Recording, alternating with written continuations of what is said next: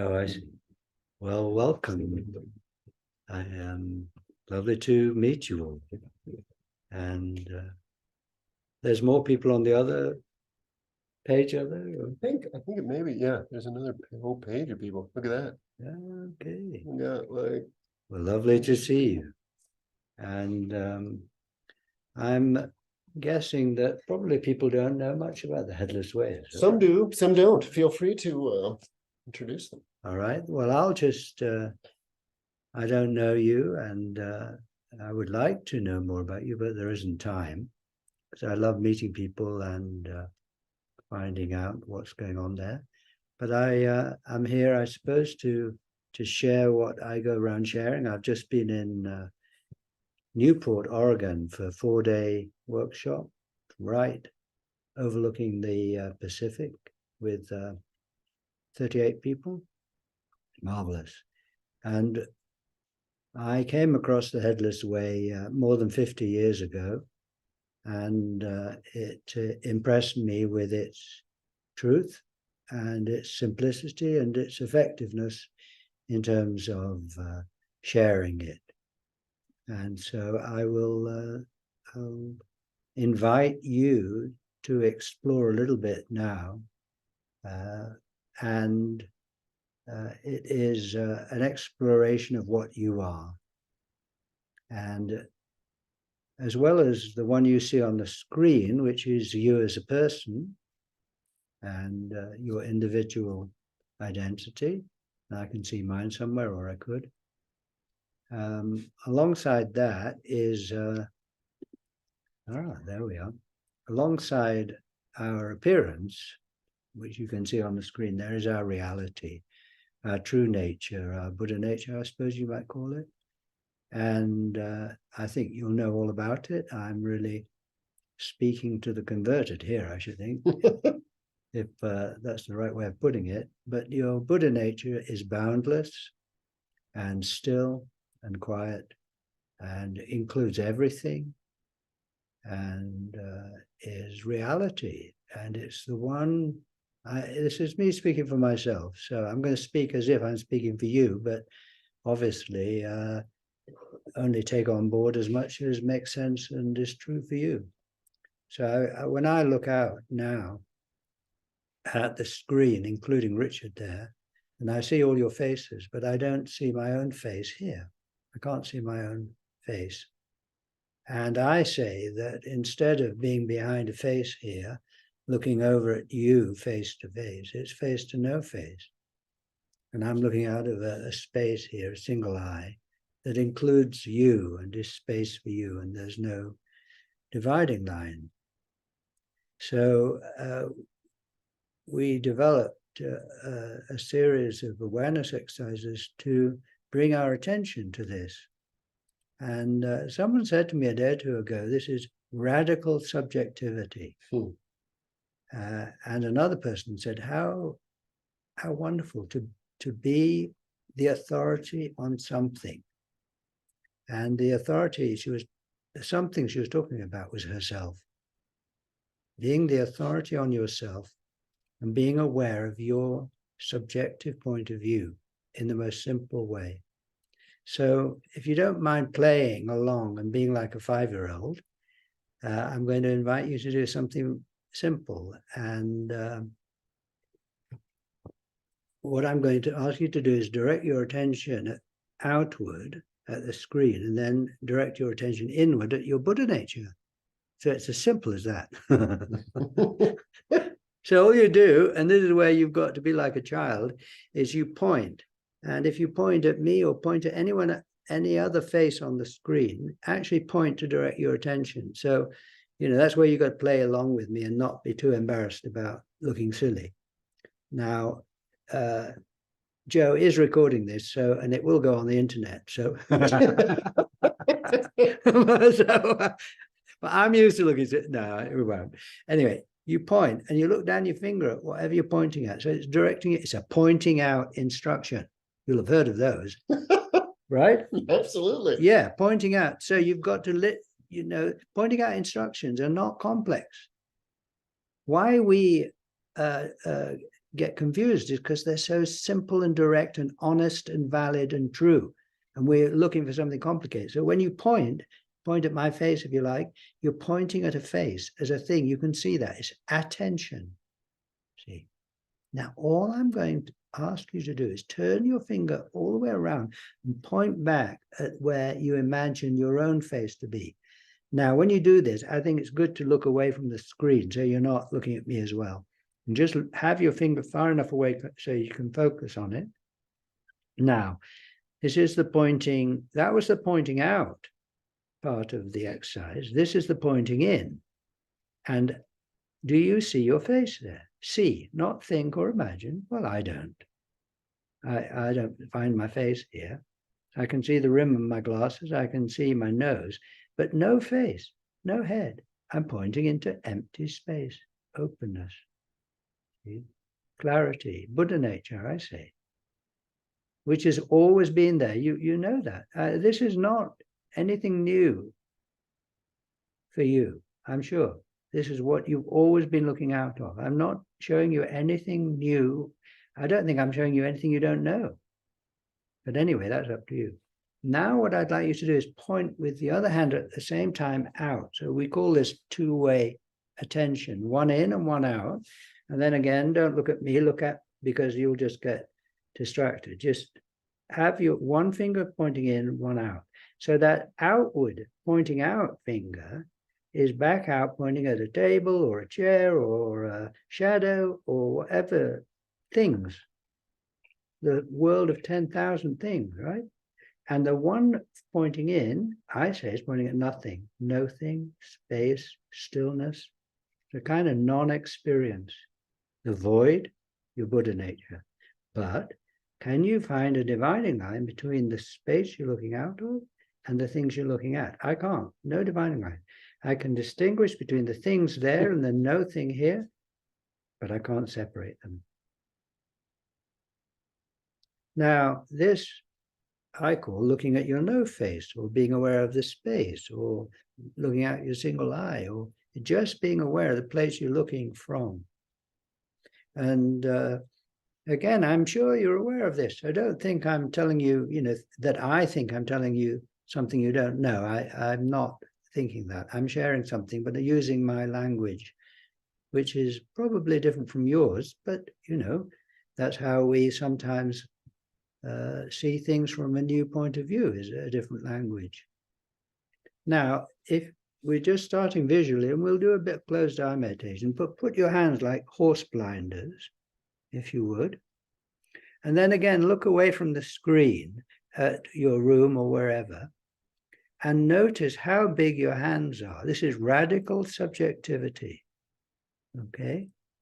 Because you know that if someone else was looking at you, you'd have your hands either side of your face and it'd be quite small. But from the subjective point of view, I say the hands are like giant hands. They're huge. And between my hands, I don't see my face, I see the world. And I take this seriously. From my point of view, I'm not behind a face here. I am open. I include everything. The world, I've got the world instead of my face. See? So I'm just going to keep moving forward, and we can have a little time for any reflections, responses, questions. You can sue me if you like. Yeah, I should. Is that appropriate to say? That's very American of you. Yeah, I thought so. Okay. They're going to cover your faces. Anyway, here's your true nature, you see. So you can point at it. I say I can point. I'm pointing at it now. I'll just say one or two things about it before we do something else. Is that this is not a wow. I mean, it might be, but it's not necessarily a wow. So if you are thinking to yourself, I don't feel any different. Exactly. See, that's it. It's a kind of non-experience. So if you don't feel wow, if you don't, if you think, so what? I can't see my head. I think that's a very good starting point, because so what is a question? So what? so what if I can't see my head? Exactly. Well, what do you see instead? I see the world, but so what? Well, then I say that when I look at you, here's a so what. Here's an answer to so what. And you can look at me now. When I'm looking at someone and I'm noticing I'm headless, I'm noticing it's face there to no face here. I can't see my own face. I can't see my own face separating me from you. I am built open for you. I have your face instead of my own. So here I am using language you may have not heard of before. You may have. But if you can relax and just open yourself to a different point of view, my point of view, as it were, my language, without rushing into, I don't expect you doing this, kind of object. Just relax and go for the ride, you see. Because my experience here, what I'm doing is I'm sharing my experience here. My experience is when I'm with people, I'm noticing them and I'm looking at them, unless they're uncomfortable. I'm just looking at you, if you were in front of me, and I'm noticing I can't see Richard. I'm talking literally like a child. And so I say to myself, I am capacity for you. I have your face instead of my own. And I believe you're in the same condition, that you don't see your face right where you are, where you were pointing. Instead, you're built open for me or for the other person. So this is perspective, radical subjectivity. Objectively, if you and I were in a room with each other talking, and there was a third person in the room, objectively, that person would see us head to head, face to face, distance between us like this. And I can imagine that and go out and imagine I'm face to face with you now and separate. I get that. But as a baby, you didn't have that yet. You did not yet have language. You didn't yet look in the mirror and say, that's me. That face there is really here. You didn't go outside yourself and see yourself as an object. You were just headless, my language, wide open for your mum and your dad, space for them without thinking about it. And I say that growing up is through language and the mirror and feedback, learning to go outside yourself, turn around, look back at yourself through people's eyes and see yourself with a head and find out which one you are. I look in the mirror and I say, everyone tells me that's me. In other words, imagine Richard's face here, you see. So growing up is kind of going outside and looking back and seeing yourself objectively as the person you see in the mirror, and learning to identify with that, take responsibility for that. You see, my voice now for me is coming out of nowhere, like a child, like a baby. You make a noise, you don't know where it's come from. But growing up, I learned to imagine this voice coming out of my mouth and say, this is Richard's voice. I'm over here, you're there. Got that? That's growing up. I am an individual separate from you. I'm out there looking back at myself, acting as if that's me. So just play with this. Just be open to this, I hope. But then there's a next step. So I say the 4 steps. The baby, headless, and you don't know anything about having a head yet, and you don't care. The child, where you're starting to learn language and go out and turn around and see yourself as others see you, but you haven't yet fully got in the box. So you're carefree, open, spacious, except you keep remembering, I'm behind a face, I'm face to face with others, I'm a person. Third stage, the adult, you totally live as if you are what you look like, as if you are the one in the mirror. I'm talking about myself. I'm assuming it's the same for you, but that's up to you. And if anyone in the third stage of the adult said, Richard, I say to someone, I can't see my head. You see, I can't see my head. Everyone would say, well, it's just, so what? You've got one. You just can't see it. So the third stage, I am what I look like. But there's a 4th stage, which is awakening, which is becoming the seer. What does awakening mean? What I mean by it is I reawaken to my own point of view. I've been living as if I am what everyone else sees me to be. I mean, I can't see myself right now. I can't see Richard. I can see a bit of his body, but I don't see his face. Now I take that seriously. I don't deny the objective. So then, when I am with you, and I'm with you, I am enjoying consciously being headless, consciously being space for you, consciously having your face instead of my own, consciously enjoying the fact that there's no dividing line. I still know from the outside I'm Richard. I'll always know that. But now I've got a kind of two sides to myself. The public, where I'm Richard, I'm aware of Richard on the screen, and the private, this radical subjectivity, which is open, boundless space for the world, looking out of a single eye. So if you take your hands and hold them in front of you like this,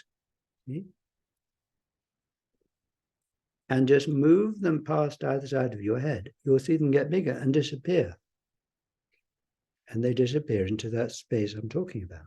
You've still got sensations, but you don't see your hands. And you bring them forward and they magically appear out of nowhere, out of your single eyes. It's just one opening.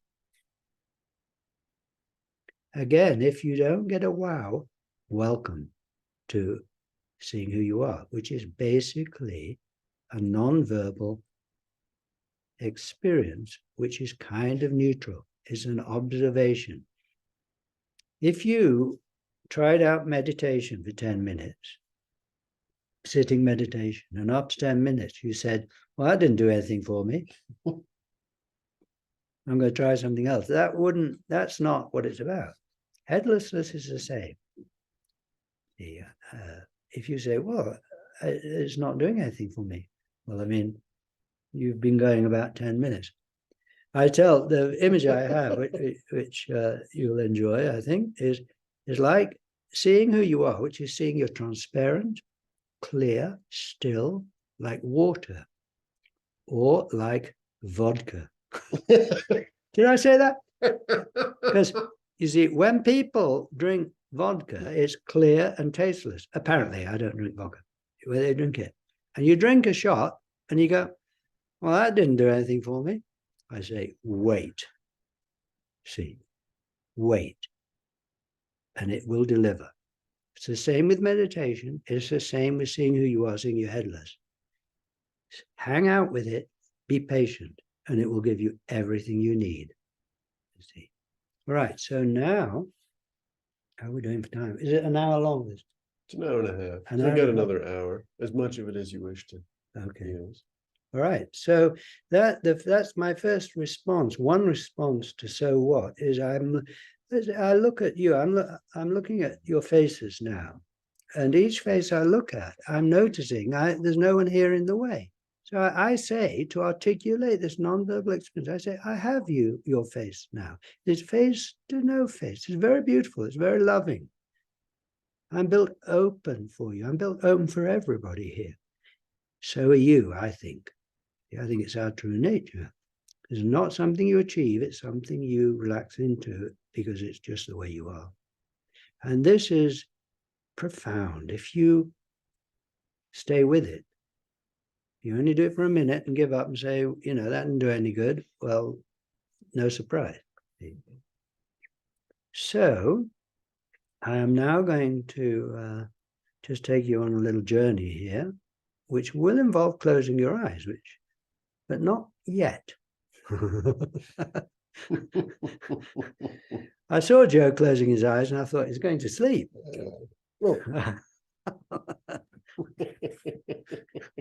All right, there you go. Okay. So concentrate. I know you're good at concentrating because you've been trained by Joe here. Oh dear.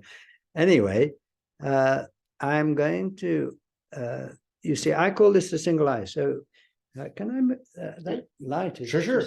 Where would you like to be? Well, it's in my eye. I don't know what. Why don't you just take this and be like this? Is that okay? Perfect. Yeah. Oh, okay, that's good. Yeah. All right. Joe's disappeared. I'm taking over now.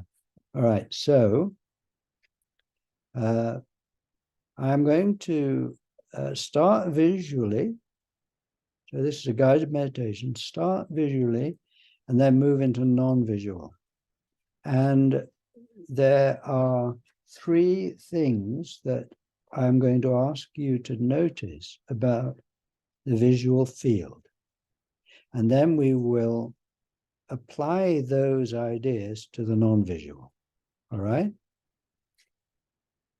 So when you're, you can't see your head now, but you're looking out and you see the view. So the view is just what you see, the field of vision. And I'd like you to notice several characteristics about the field of vision. It's kind of oval or round or something. So take your hands and you just look ahead and then see how your hands disappear all the way around. Okay, so that's what I'm talking about, the view, the single eyes, the single opening. Do you want to sit? You're okay. All right. Now I want you to notice three characteristics of this single eye, this view. Whatever you're looking at, so, I mean, you might look away from the screen if you like and just look at an object, and that will be most in focus. And as you look at that object, have what they call panoramic vision or soft eyes or wide angle vision, so that you kind of include, well, that you include in your awareness the whole field of vision. And whatever you're looking at is in the center of the view and is most in focus. And as you continue to look at it, but widen out, include the whole view, it gets vaguer and vaguer and more blurry or something, and then fades out to where your hand disappeared. All right. So when you look at an object, just pick any object in the view. It's in the center there, and it's got a boundary. It's got an edge. I'm looking at a shoe. It's got an edge. And the shoe is inside the boundary, and the rest of the world is outside the boundary. And I'm going to call that a hard edge. It's just an edge, a boundary around that thing that you... Okay. So now be aware of the whole field of view. That object might still be the one you're looking at in the center of the view, but be aware of the whole field that gets wider and wider above and below and to the left and the right and fades out.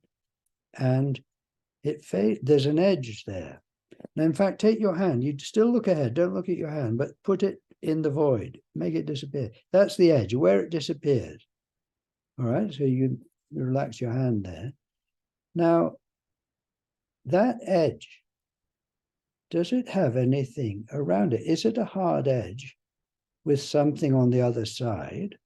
Or is it a kind of soft edge that fades into nothing? I say it's a soft edge that fades into nothing. So above the field of view, I'm just looking ahead. I'm wide-eyed, soft-eyed, panoramic. Above the field of view, I don't see anything. I take that seriously. I don't actually perceive it. Below it, nothing. To the left, to the right. So I say, this is my language. So you could treat it as poetry, but I say it's describing my observation that the whole field of view is just hanging there in nothing. There's nothing under it, there's nothing around it, nothing above it. It's floating in nothing. It is floating in consciousness, in the void, in your Buddha nature. It's like a miracle. It's just there, appearing. I say without any, just like a miracle. All right, so that's the first characteristic of the field of view I want you to be aware of. It is uncontained. It's floating in nothing. It has a soft edge. It fades out into mystery, into nothing, into stillness. My words on a non-verbal experience. See? Now, the second thing I'd like you to notice is that one is uncontained. The next one is to do with size. So look at an object and compare its size with a second object. And A might be bigger than B or smaller than B, or could be roughly the same time. size, but it's relative. So A that might be smaller than B might be bigger than C. So look at any two objects and just say to yourself, just recognize which one is bigger. All right, it's relative because the one that is smaller might be bigger than something else. Okay, simple. Now again, come back to the whole field of view. See, there's nothing to attain. This is observation. It's right there in front of you. I'm not asking you to imagine anything. We'll look it up. Now, how big is the whole field of view? Well, there is not a second to compare it with. It's single, the alone, the one. It is a single view, radical subjectivity. I hear about your view, see, but I don't experience it. I take it seriously. I act, I believe you, but I just distinguish between hearsay and direct perception. One view. So I can't say how big it is. How wide is the view? Well, at the moment, it's as wide as Joe's room. But if I look out at the sky at night, it's as wide as the heavens. I can't say how wide it is. Let's see how big it is.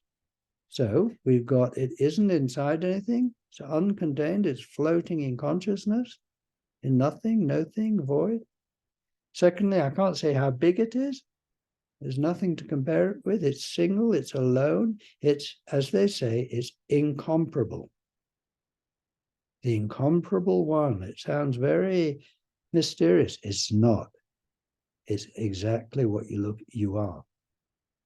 Now, the third characteristic is to do with distance.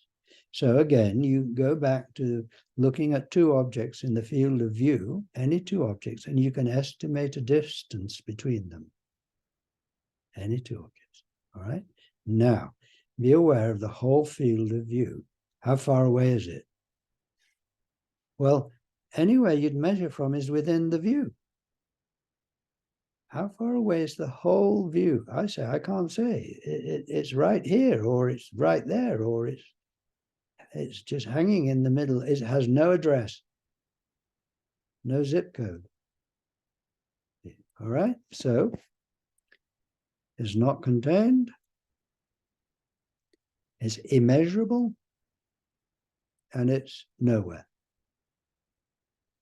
All right. So now what I'm going to ask you to do is to explore these three characteristics. Yeah, you can close it all the way, yeah. Get the sun out of my eyes. I'm going to ask you to explore these three characteristics. I'm going to guide you with your eyes closed. See? So now close your eyes, and this is a little bit of a, not exactly artificial, but it's a guided meditation. So be patient, be open, as I'm sure you are, and you're enjoying someone else's language. That's all, for an experience which is the most familiar. I'm not talking about anything new. I'm just giving you another angle on it, my angle, for you to consider and perhaps enjoy.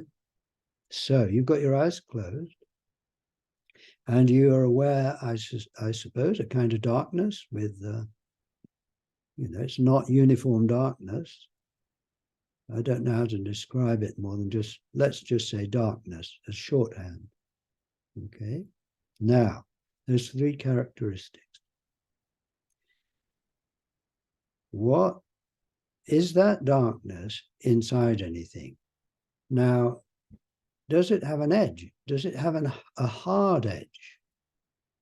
Where if it's got a hard edge, then it bumps up against something else and it'll be inside, whatever that bigger thing is. But if it, as I experience it, the words are inadequate, but it has a soft edge and it fades out into nothing or nothing or consciousness, just like the field of vision did. See, so don't spend too much energy looking for a hard edge, I suggest, because you won't find one. So just relax and it's a kind of unknowable, that edge. So it just kind of accepting, I just can't pin it down. So it's floating there, so to speak. The darkness is floating there in nowhere. It's not contained. Now, the second question is, how big is it? Well, I don't find a second one to compare it with. How wide is the darkness?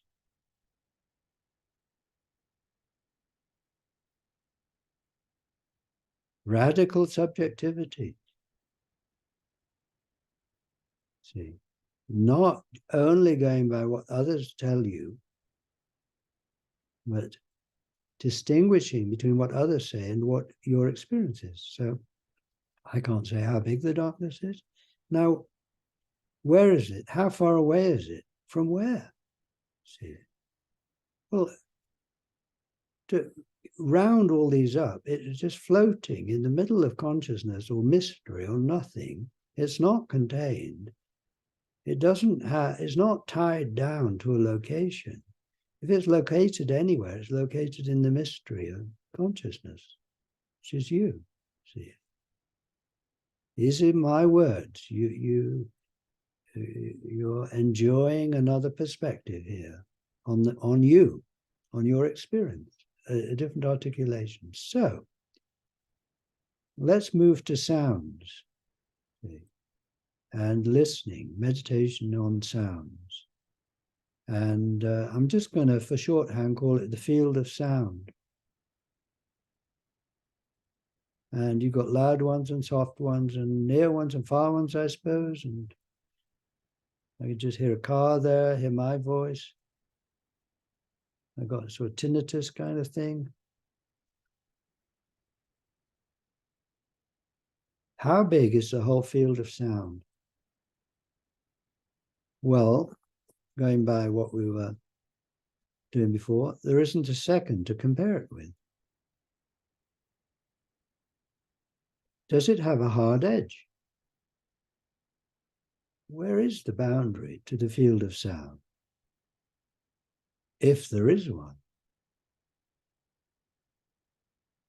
Doesn't it? Couldn't you say that the sounds kind of come out of nowhere? Out of silence? Fade into silence or happen in silence?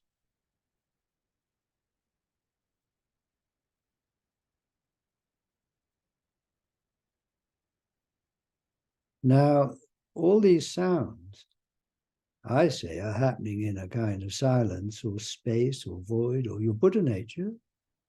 See, who hears? Who hears the sound of the bird? Bankei. See, who is listening? See, that's just another way of putting it. It's the silence. It's happening in awareness. Now, are the sounds happening in a different awareness from the darkness? Well, I only find one awareness, one space, and the darkness and the sounds are happening together in it. Now, I can distinguish between the darkness and the sounds, but I can't separate them into different compartments. They're just arising together in consciousness.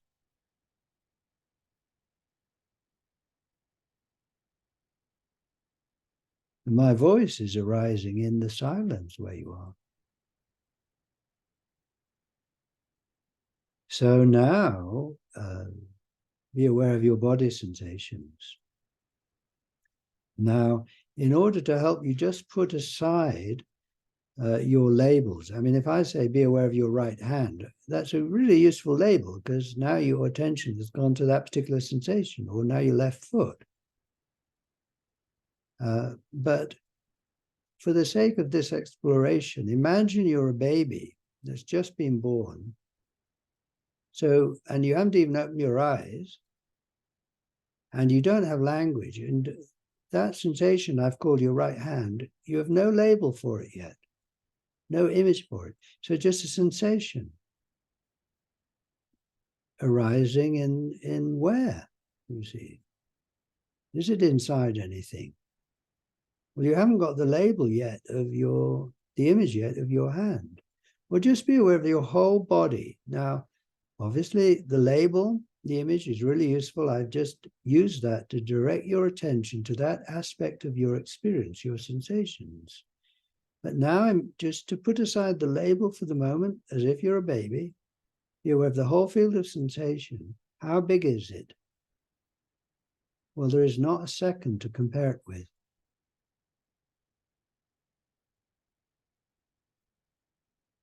How wide is that field of sensation? Not from the label or the memory or the assumption. See, I can't say. Does it have a boundary, a hard edge, where it bumps up against something that is beyond it? I said, no, just kind of like the sounds is arising in the nothing,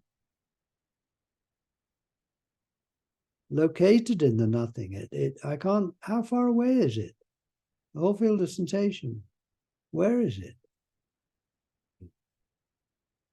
Radical subjectivity isn't a complicated thing. It's just being aware of the way things are, I would say. Now, we identify with our body sensations quite easily. So if I say, I can't say how big the sensation, field of sensation is, I can't say how big I am. I can't say where I am. I'm in mystery.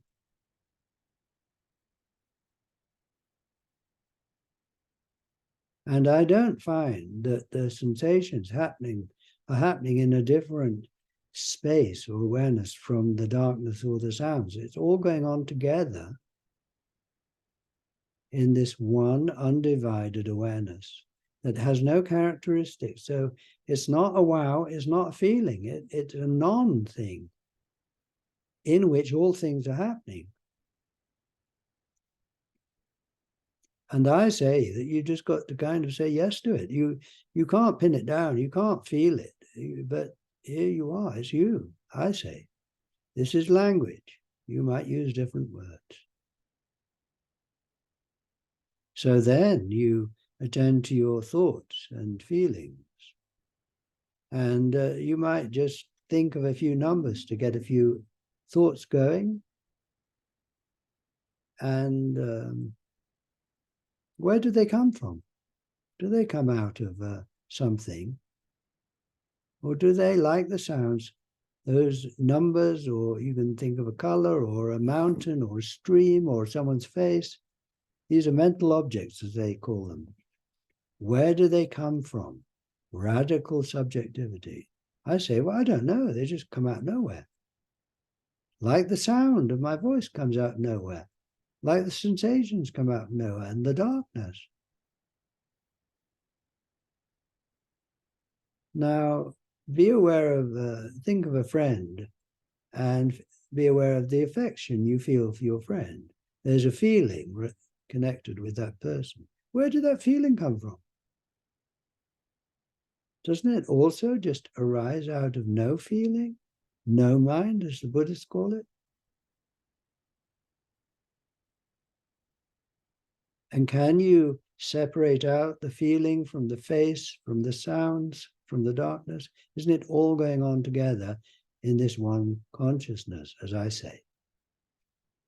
So you could say, how big, I could ask you, how big are you now in your own experience? Can you say? Do you have a hard edge? Does being have a hard edge? Does being have an address? Does being have an age? You see, you might just think of the number of years you've been around, your age. There's that number, there's that symbol of age. Doesn't it arise in this ageless space that you are? It does for me. And I think I can say that therefore this void, this space, this Buddha nature, this clarity, this stillness is just incredibly fertile and creative because it's got all these sounds and thoughts and feelings and sensations and colors arising miraculously, inexplicably out of it. So I think I can say it's just supremely creative, irrepressibly creative. So there's always something happening in it, coming out of it, going back into it.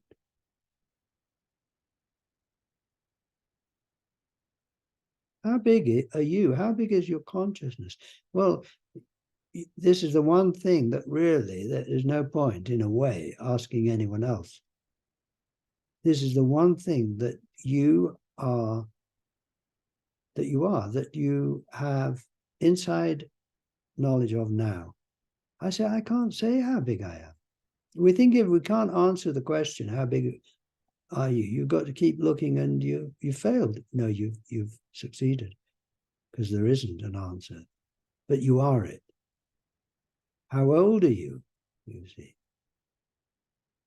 Well, you've got an idea how old you as a person are, but how old is your being? See, is not in time, because time is passing through this timeless space, I say.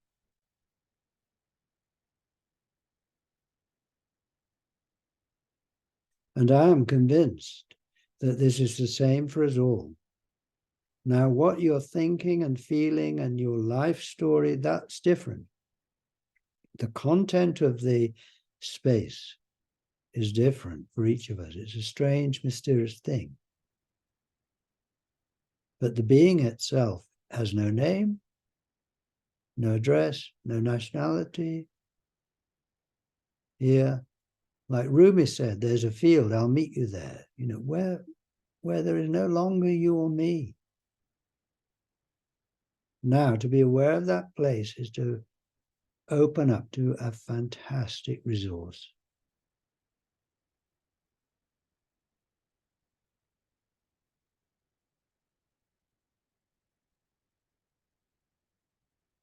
And you can't do this wrong. And it's always there, it's always available. And if you don't think about it for 2 weeks and then you return to it, it hasn't deteriorated. And you don't have to hype it back up. It is full on, 100%, full power whenever you become aware of it. I mean, no power producing whatever's going on.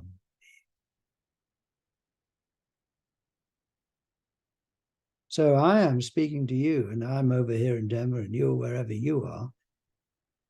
We understand that. That's the public, the objective. But the subjective, the private, is there's only one awareness here, and there's no dividing line and no distance between quote unquote us. Now, I only have my direct experience. Your experience for me is hearsay, but I accept it. But there's a great mystery here, just in case anyone's going to ask, how can the one be two? I don't know. But I celebrate it, because that means the one can now talk to itself. I'm talking. Who am I really talking to? I'm really talking to the one. Who is talking to the one? The one, you see. So the one became many to chat to itself and celebrate itself, and then go, wow, I am. Because there's a great mystery here that you are, and I don't think you can explain how you came to be. I don't mean you as the person in the mirror. You know, you can explain where you came from, your mum and ancestors, you know, all of that. I'm talking about your true nature, being that has no name and no ancestors and no nationality and no age. I'm talking about that, which is what you are. There's not something distant. It's what you are now, which cannot be described really adequately or explained. And this is the wonderful mystery that you are. You are, and I say you don't know how you came to be. You cannot explain yourself. And if you think you've failed because you've been trying to explain yourself, no, you've succeeded.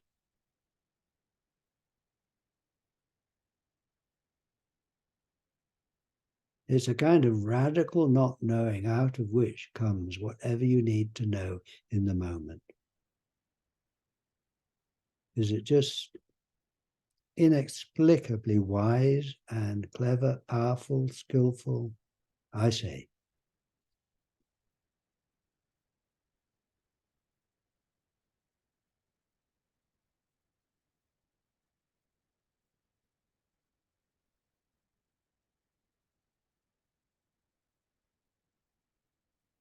You see, there's nothing to do. You're already doing it. It's already happening. So in a moment, I will ask you to open your eyes, but I'm just preparing you just to, so that you can notice what happens. So you don't see the room you were in, it's just a darkness. I can't say how big I am, but within this space is arising this darkness and sounds and sensations and feelings magically, you see? Now, when you open your eyes, I'm going to suggest that into this mysterious space is going to arise colors and shapes and faces, just magically, see? So open your eyes, but from the point of view of radical subjectivity, the world has just appeared in you. Now close your eyes and the world disappears. You kind of, I mean, you've still got sounds and feelings and all of that, but the visual world, you've just destroyed, so to speak. Is it Shakti or Shiva or someone? You know? Now you're going to be the great creator. You're the destroyer and the creator. That is in the tradition. When you awaken to your Buddha nature, you tap into these incredible powers. And two of the powers are the ability to destroy and create. So open your eyes. Radical subjectivity, you create the world, the visual world. See? Now close your eyes. You see? Who? Are you closing your eyes? I don't see eyes closing. The world kind of vanishes. Now open your eyes. I don't see two eyes opening. The world emerges. Now I take this seriously. This isn't anything new. It's just reinterpreting the facts, isn't it? Or redescribing. See? And I'm looking at you now, and I'm not looking out of a head with two eyes. I am just this open space in which you are happening. So I say, I am you. Just as the sounds were arising in me and the sensations are arising in me and the thoughts and feelings are arising in me, so you are arising in me. And just as I could not tell any, I can distinguish between, say, all right, close your eyes. I can distinguish between the darkness and my thoughts about the darkness. But I can't separate them. They're happening in the same space. I can't find a dividing line between the darkness and my thoughts about the darkness or my sensations in the darkness. I can distinguish them in language, but I don't actually find a dividing line. So keep your eyes closed and be aware of the sound of my voice, which in normal language you would say is outside you. And then be aware of the sensation of your tummy, which normally you'd say is inside you.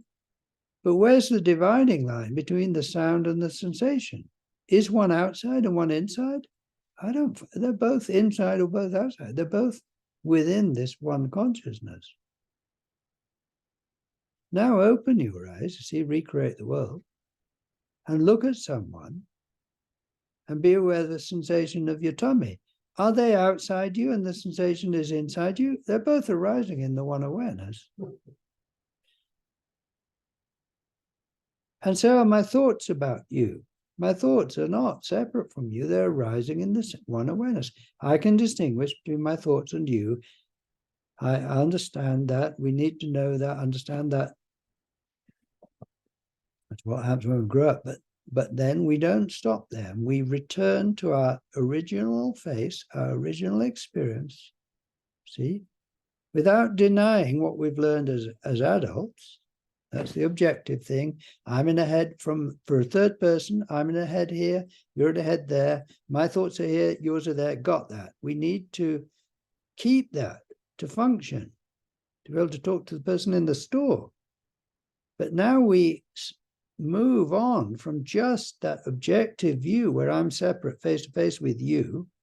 We add on to it. We reawaken to our own point. We can have both. You don't have to choose between them. You have them both. I am aware for Joe, I'm Richard, and for me, I'm space for Joe, I'm space for you.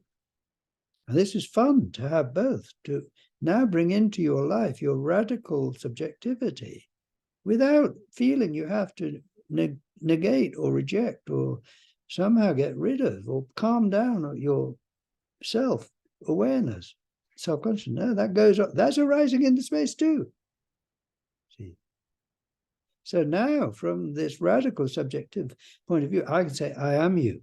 If I can say I am the darkness, it's arising in me, and I am all these sensations, they're arising in me, I say that, you see. And now I say all the sounds are arising in me. Not only my tinnitus, but the sound of the bird is arising within me as the space, not me as Richard, me as the space. So once you've got the experience, you can play with language. I say, I am Richard and I am the space. But I'm now talking to people that I believe understand me. So you can say, yeah, I get that. See? So then when I'm with you, I say, you're arising within me. And all my thoughts about you are arising within me, the space. This is not something you achieve. Not even something you have to hold on to. You can't hold on to it. It's just the way you are. This is the freedom. It's not something that you have to maintain. Because who could maintain it? I couldn't. But it is much friendlier than that. It's just what you already are, always available. Can't do it wrong, can't not be it. And this then means that when I'm talking to you, I'm not talking to people I think are different from me in this respect. It's as available for you as it is for me because it's what you are. You're looking out of it. Oh, I could go on and on, Joe.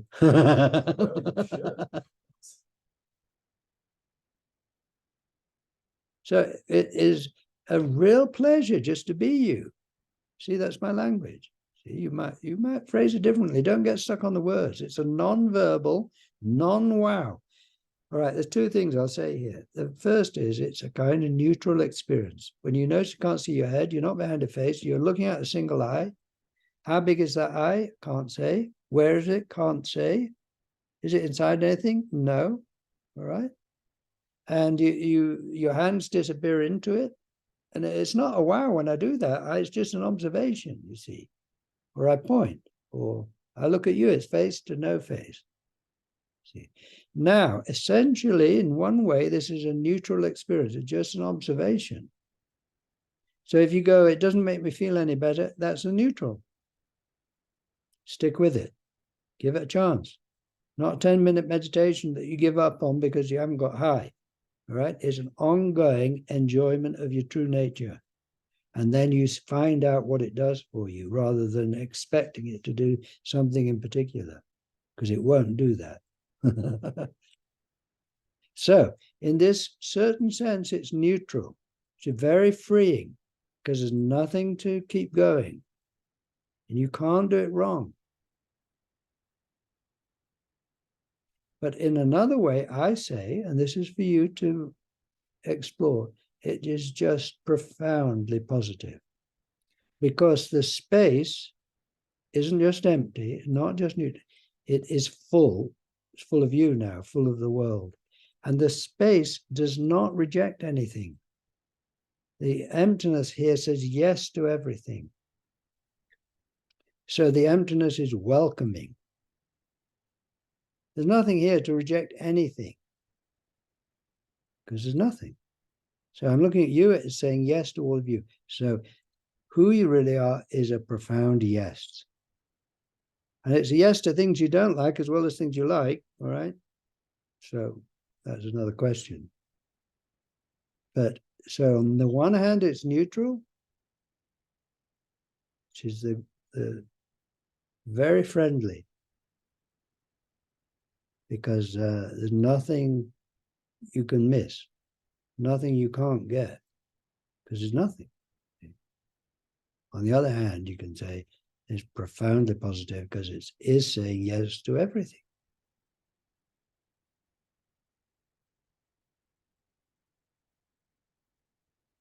And this is infectious. So I will just put it in context for you. When you're a baby, and you were a baby, so this deep in your experience, might be unconscious, but when you were a baby, you were headless, pre-verbal. You look in the mirror, that's not you yet. You're like you are now. You're just looking out, single eye, view of the world, all have, no idea of you behind a face.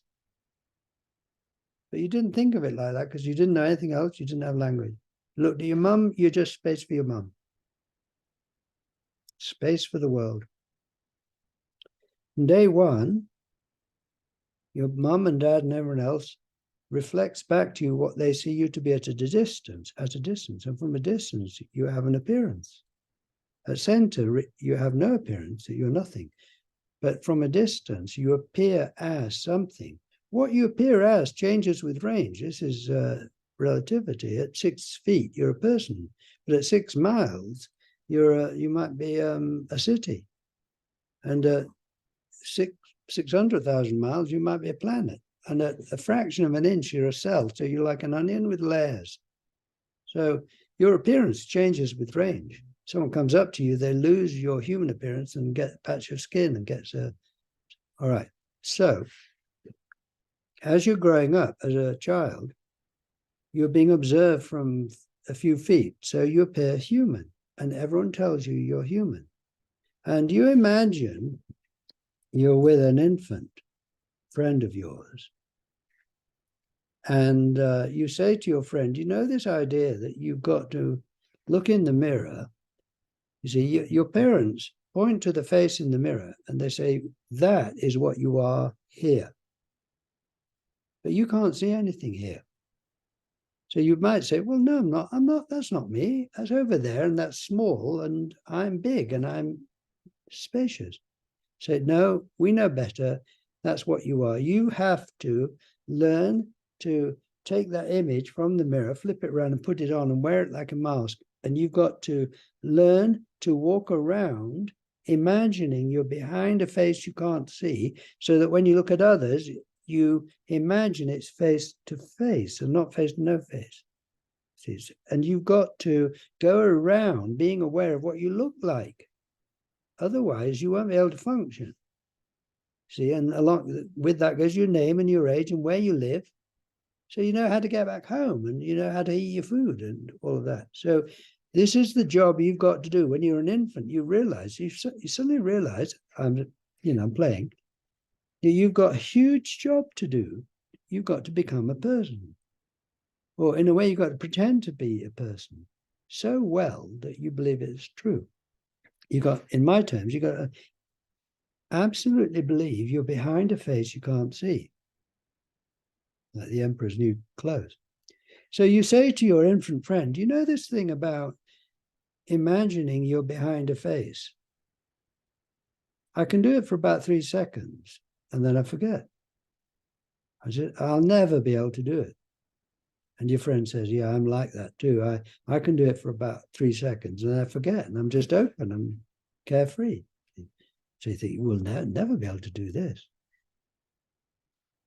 So 10 years later, you're doing it non-stop without thinking about it.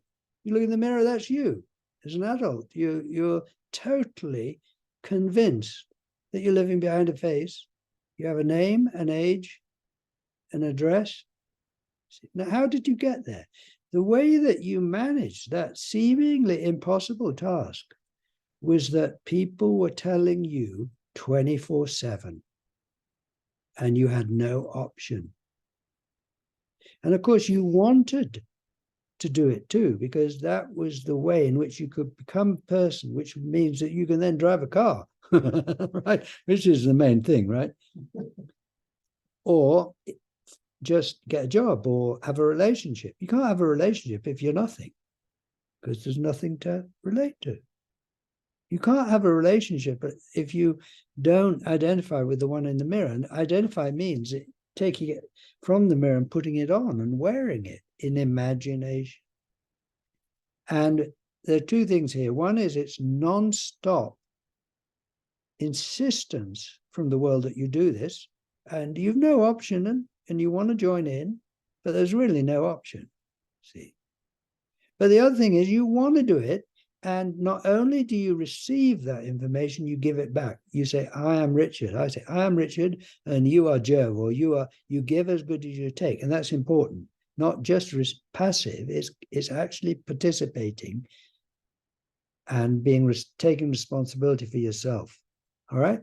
So then you get baby, no idea of your appearance, who you are, don't care. Child learning to get into that box or that imaginary box, but a lot of the time forgetting. Beautiful time where you're becoming self-conscious, but you're not yet fully in the box. So you're still playful, open, creative. Third stage, the adult, which we've all achieved, where you are profoundly convinced you are what you look like. You're in a box, you have a name, an age, you're face to face and separate from others, and you were born and you'll die. Now, people think that is growing up and that's it, and then you die. You find out who you are, take responsibility for being that one, and then make the best of it as you can. Now, there's a fourth stage, which is reawakening to your point of view, and privately not pretending in a way. I mean, you still pretend you're a person, but when I take you through these awareness exercises, these are for directing your attention back to your point of view, and I'm saying, have a look. Do you see your face there? Do you see that surface behind which you're meant to live that separates you from the world? Are you inside anything? How big are you? See, I say, well, when I look, I don't see a head here. I don't see Richard here. I don't see my face here. I'm not behind a surface. I don't find any boundary. It's soft edge, soft being. I'm not inside anything. Everything is in me. So it's the absolute opposite of what I was told. I'm not in the world is in me. I'm not face to face with others, it's face to no face. Now then, you say to your friend, you say, you know this thing about remembering you can't see your head? I can do it for about 3 seconds and I forget. How on earth am I going to be aware of this 24/7 all the time? You see, it just seems like an impossible job. Hang out with others. The Sangha. Hang out with others who are aware of this, who are not just reflecting back to you your separateness, you are Richard, which people will do and always will do, and that is important and valid for functioning in the world. But they're also, like I'm saying to you, you're not just that. Right there, you're empty space for the world. You've no boundaries, just like I have. And so we bring this into the conversation and into awareness, like you do anything. It's not rocket science. It's the same mechanism, in part, as enabled you to get into your box, into being a person, 24/7 feedback, having friends who are telling you that you are a person, and you join in, see, and say, yes, I am. Well, now along come friends who say, yeah, that's true, but also from your point of view, you're this wide open space, empty for the world, see, aren't you? And you go, yeah, now there you are. You're getting feedback that you're this one open space, the one, incomparable, all is within you, you see, and you're either silently, I hope, saying, yeah, see, that is like the child. When someone says you're Richard to me, I say, yeah, you see, you're starting to say yes to it. Well, when you see this, and for you, at some level, you say, yeah, that is true. I'm not sure what it means yet, but yeah, that is true. I'm not sure how that's going to help me yet. You don't know how it's going to help you when you become becoming a person, you find out. You have to say yes to it. You go drink the vodka. And it's the same with this. You see, if there's a kind of yeah, there's that I can see that. I don't know what it means yet. I don't know how it's going to help me. But the Sangha is nothing mysterious. It is other friends who are aware of their true nature and who are, I say, bringing that into the conversation. So in other words, my role here, my job, is to facilitate in my own little way a society where being aware of your Buddha nature is normal. See? Now, I have been around for doing this for more than 50 years. I have hundreds, probably thousands, hundreds of friends I share this with. In my world, it's normal. All my friends are aware of their true nature. See? They can't read your mind. They can't levitate, but they can see their true nature. You see? And it's normal. And part of being in a community and having friends where there's no is it gets more and more normal, more and more, I mean, extraordinary, but just, yeah, of course I'm empty for you. Of course I'm still and the scenery flows through me. Of course it's face to no face. Of course I have no boundary. Of course you have no boundary. Of course you have no name. Of course you're the mystery, like I am. See?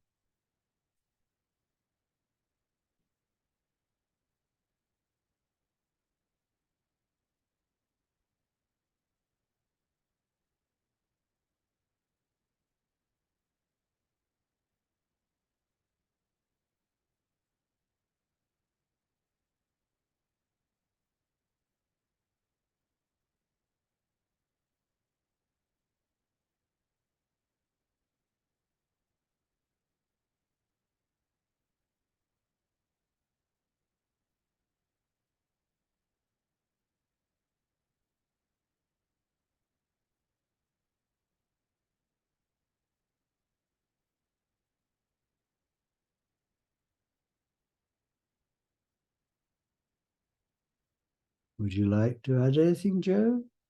What can I add to everything? Any reflections to share from anyone?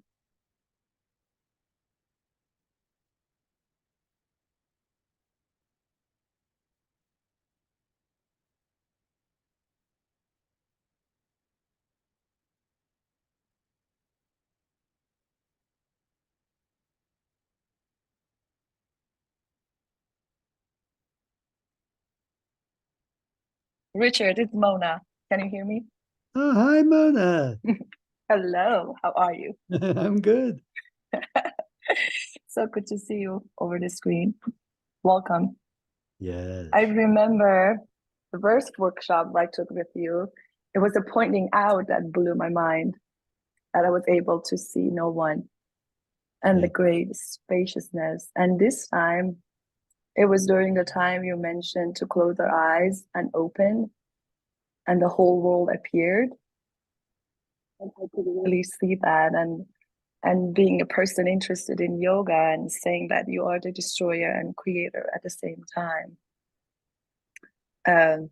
So your words, your choice of words expanded on that feeling and then say that sensation. And sorry, I did have a ow moment or wow moment or ah moment, even though it wasn't. How dare you? I know. Oh, wows are great. Those are Have wonderful. a wow moment. Sorry, I'm not a very good disciple, I guess. No, I love wow moments. And that is just so brilliant, isn't it? To the creation and the destroying there. I mean, it's just so beautiful, really. It really was. It was great. Thank you. I'll hopefully see you tomorrow on Thursday. Yes, hope so. I'm going to mute now. You see, and when I speak to everyone now, when someone comes with their reflection, their response, from the same place that we're all looking out of, in their own unique voice, like Mona's there, different from my voice. This enriches the conversation, because there is not one way of thinking about it or describing it. There are everybody's, because everybody's response to this mystery that we are is obviously valid and obviously different, unique. See, and that is marvelous. And the more that we can begin to get confidence in this, and confidence to celebrate it together and speak about it and receive each other's reflections on this mystery that we are, you see, then that is part of the process of it growing through many voices. It doesn't grow through one voice. It grows like a field of flowers through many. So, you see, just what Mona said there inspires me, and I think it will inspire you. Oh yeah, oh my God, that the way that the world appears magically. You could say how you create it and how you destroy it. That is language, you know, almost poetry, but yet it describes the way things are. See.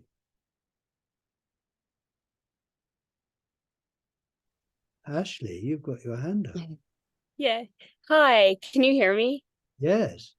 Okay. Sorry, I have headphones on. So, first of all, thank you so much. That was phenomenal. It's so neat. I listened to you on Audible, so it's neat to hear you in person. And it's really fascinating because I've come up with some of these like questions and experiences myself, but it didn't have this context. And I'm with you all the way, and I'm wondering though, I actually feel kind of bad asking this, but where is your separation from Buddhism? And if you don't want to get into that, that's fine. That might be a bigger topic, but more specifically, I'm wondering what you think about karma and rebirth, and really the Bodhisattva vow to liberate all beings. All right. Well, Ashley, first of all, I would say that before you see who you really are, which is the most obvious thing, Douglas Harding, who developed this, he said, you don't know what obviousness is until you see who you are. Anyway, before you see who you are, you read the scriptures or you listen to the gurus to see if you've got it right. After you see who you are, you read the scriptures and listen to the gurus to see if they've got it right. So, fair. Yeah, so the authority shifts from others or scriptures to yourself, because there's only one who is the authority on who you are, and that is you see. And then you can look around and see what is going on in something like Buddhism, and make your own mind up about which bit they've got right and which bit they've got wrong. You don't give away your authority on you, because you're you see. So I think that the Headless Way is a language, is an articulation of the subjective point of view. But personally, I am very grateful to Buddhism or Hinduism or Islam for their different expressions of this. At least if they are talking about this. If they're talking about something else, then I don't need that. But I enjoy, just as I enjoy when I'm with friends, and I consider you all friends. I go around making friends, not students. Just as I enjoy listening and sharing and communicating about this together, because other people come up with, like Mona did, or other people express this in a different way. So each religion has a different flavor, I would say, or the different teachers have different flavors. So I'm not having to pick and choose myself. I am open to, oh, that's a really good way of saying it. That doesn't quite ring true for me, but maybe for someone else. So does that begin to answer your question, Ashley? Yeah, I'm so excited to see you tomorrow. I think you are phenomenal. Oh, Thank you're you. coming tomorrow? Yeah. Are you? Oh, marvelous. Oh yeah, wouldn't miss it. Thank you. Wonderful. All right. So Hey, Richard, hi, it's Marco. I've done some training with you before, and I just wanted to take an opportunity to just quickly to express my gratitude. For me, having you here tonight, it's the meeting of these two such important worlds for me. The teachings of Dzogchen and the Headless Way, and I just I find the way you teach just complements my training in the Dzogchen tradition. And I don't know if you remember, but in our tradition we have a protector, a Dharma protector named Ekajati, and she has one eye and one waft of hair on top of her head, one eye, one tooth, one breast, and really exemplifies. So when I first exactly. And so when I first did the training with you and you said one eye, I was like, oh, I think you're a manifestation of Ekajati. So I just wanted I just wanted to say how grateful I am that you're here tonight. And in our tradition we say to teachers, may you continue to turn, we say, the wheel of Dharma. So may you continue to share and teach the Headless Way, because I think it really does change lives in profound ways. So thank you so much. Lovely to hear from you, Marco, and thank you for speaking there and sharing all of that. That's lovely to hear and lovely to connect with you, Marco there, Richard here in the Great Mystery, right? Exactly. Yeah. All right, Clark. Yes, thank you, Richard. It's such a pleasure to see you, and thanks to Joseph and the group for bringing you out here. You remind me in many ways of some teaching I received when I was much younger. Another Englishman, Alan Watts, who wrote many things that are in a kind of similar vein, but not nearly as profound as this. And also in the Bhagavad Gita, Krishna's discussions with Arjuna about killing and being killed and so on and so forth, that there really is no killer and no one is killed. And it's just absolutely fantastic. So I'm very happy that I've been able to connect with you.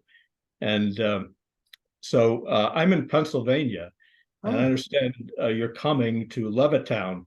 Yeah, I believe it's Saturday. Yes.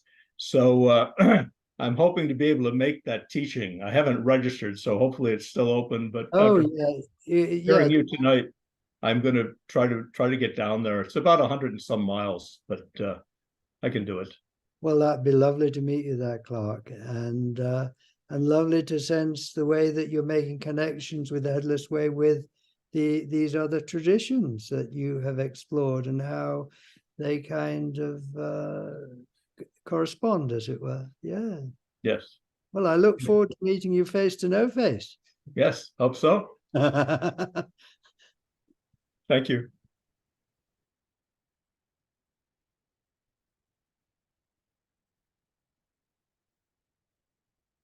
Anyone else? Look at that, we're right on 7:30. So, hi, Richard. My name is Rich. I'm Richard as well. It's great to meet you and hear you expound on a concept that Joe has run by us. It was outstanding, and I can't wait to see you tomorrow. I don't know if it's appropriate to ask a question that's similar to Ashley's. Yeah, ask a question, Rich. Okay. How does this concept interact with karma? That may sound really ignorant. I'm just trying to wrap my mind around it. Not at all. No, Rich, not at all. I'm just not much of an authority on karma. So that's why I was hesitating. I think that, again, like I said to Ashley, that before you see who you are, you study the traditions to see if you got it right and what is the truth and all of that. But I say after you see who you are, you realize that the traditions, you realize that you are the authority on you. And so then you will explore things like karma, not from the point of view is you've got to somehow manipulate your experience to fit into those ideas, but you see which part actually is true for you and which is not. Yeah. And I mean, first, I don't know much about karma, but as much as I can imagine what it might mean,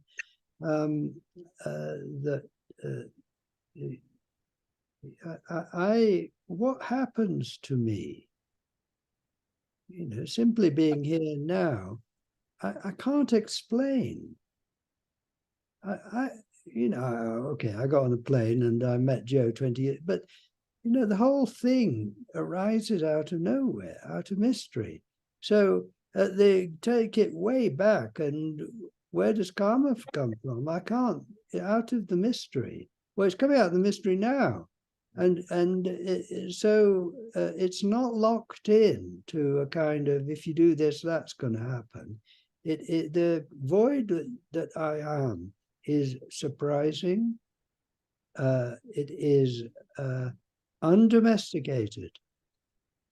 It doesn't obey the rules, even karma, I think, whatever that is, but I don't know what it is. So I'm not making a judgment on that idea. I'm just saying, for me, I love the spontaneity of the void, the power of the void, the irrepressible creativity of my true nature, the freedom of it, the absolute kind of wild freedom of who you really are. And don't we want that? Don't we want to be free? Don't we want to be wild? Don't we want life to be an adventure? You see, I would say that you see who you are here, you realize that your true nature cannot be harmed. You're totally safe, because, everybody now, just close your eyes for a moment and make your hand into a fist so it's tense. Now, does that tension affect the space of your true nature? Well, no. See, it doesn't. It's still tense, and it's a good idea to take care of yourself. So now relax your hand. So there's something you can do to ease the tension, but the space isn't affected either way. So you can open your eyes. So, when challenges come along, do what you can to solve them, obviously, but then at the same time, see that nothing threatens your true nature. So when you realize nothing threatens your true nature, it doesn't mean to say that now you don't fix the car or the roof or your broken toe, right? You still, two-way, you still operate in sensible ways there, but now back of that is you kind of at home, you're safe, right? At the same time, what is arising within it, it can be so unexpected. Now, that we want too. This safety by itself, after a while, you'd think, oh, come on, let's go and do something, right? Let's go out for an event. That you've got both. In this direction, nothing happens. Nothing happens. In that direction, everything happens. And you've got both. You don't have to choose. You don't have to do nothing only. You don't have to do something. You've got both. So you're both at home, safe, unaffected by karma, right? Free. See, at the same time, you're living this wild adventure of life. And if all the time things are happening in my view that I don't expect, I can't predict, often that I don't like, but that's an adventure, isn't it? Adventure involves things you don't like. Adventure involves danger. If there's no actual danger, there's no adventure. It's just a walk in the park, you see. And adventure involves the unexpected, like it's a page turner, because you don't know what's coming next. So you keep That's life. So seeing who you are is not dropping out of life, it's dropping in. But with this safety, this absolute self-evident safety, you see, refuge. But the refuge is not a retreat from life. You're seeing the space includes everything, right? So it's saying yes to it. You know, it's hands-on. We're flying up from San Francisco to Portland, before the gathering I've just did. And, there's a point where everybody sat down in the plane, the door is closed, and the air hostess says, all right, let's do it. Right? Let's do it. This is the point. No more waiting around. We got to do it. Go for it. That is seeing who you are. See, that is like, let's do it now, right? I can see you smiling. Do you like the sound of that? Oh, well said. You gave me a wow moment. I what? It was a wow moment. Ah, it is a wild For Still me. is. Thank you. Life Very, is a wild moment. very- Life is a wild moment. You very see. succinct. That was outstanding. Yeah. And you see, I've just led a 4-day gathering. So a lot happens when you've got a lot of people together doing this and doing all kinds of things. But you see, when it's over,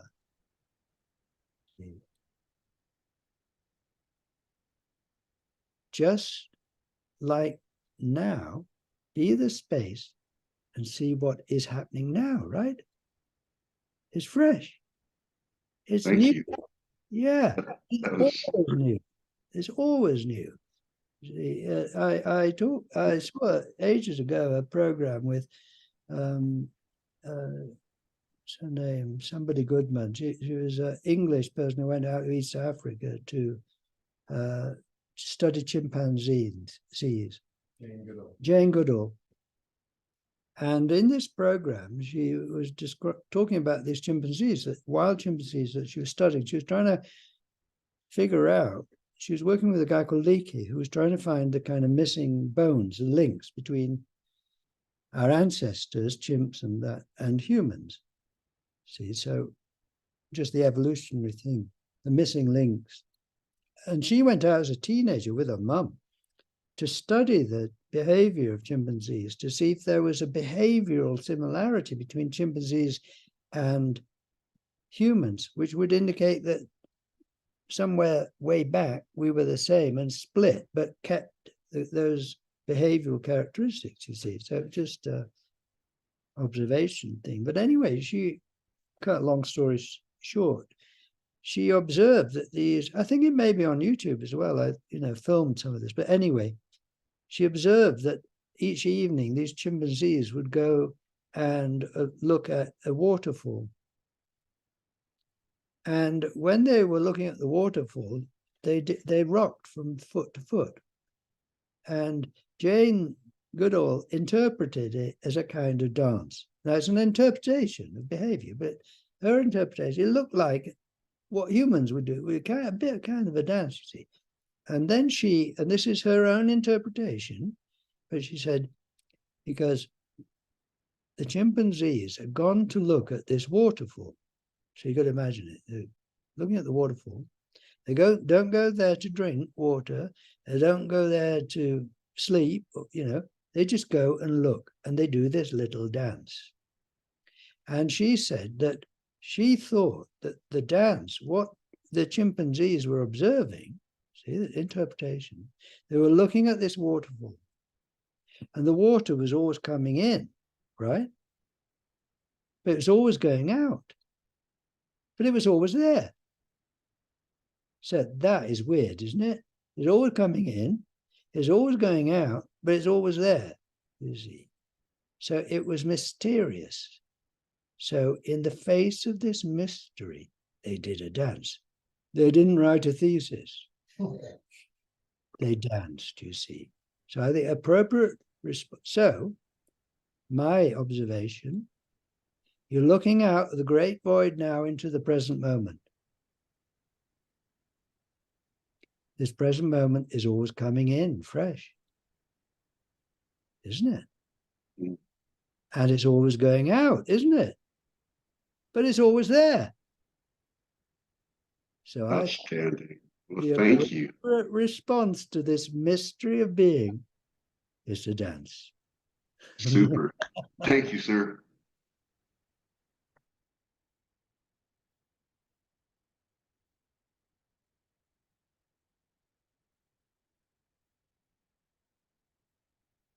Well, a pleasure to be with you all, a pleasure to be you. And I'm going to hand over to the master now.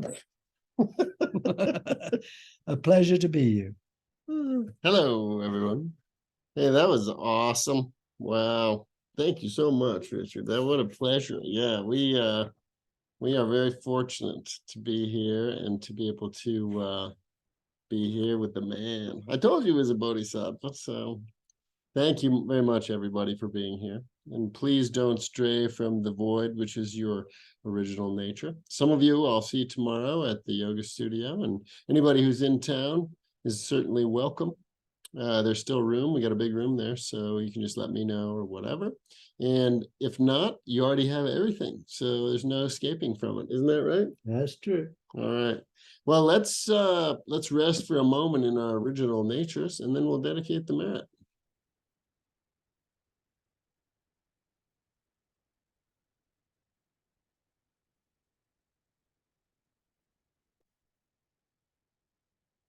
By this merit, may all attain omniscience, having defeated the enemy, wrongdoing, from the stormy waves of birth, old age, sickness, and death, from the ocean of samsara, may I free all beings. Thank you for being here. Thank you, Richard, for being here.